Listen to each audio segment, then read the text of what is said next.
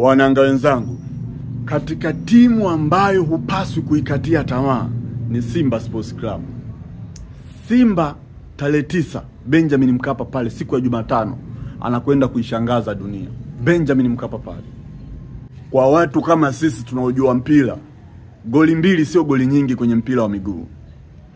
Na ukiangalia the way Simba alivyodominate mchezo kule kwao, na the way wao Almasri walivyocheza, huna haja kuumiza kichwa. Benjamin Mkapa anakufa nyingi hao bro.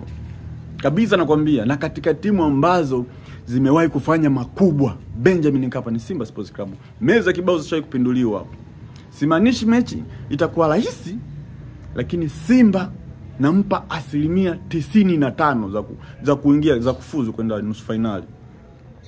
Kwa uchezaji wao huu niliouona Almasri, Simba anakwenda kuingia nusu finali. Hakuna kupinga. Na kitu pekee ambacho Almasri wanatakiwa wakichunge zaidi ni kutoondoka na historia kama ya Holoya ya kula wikili. Wasipoangalia watakula wikili hawa. Mimi nawaambia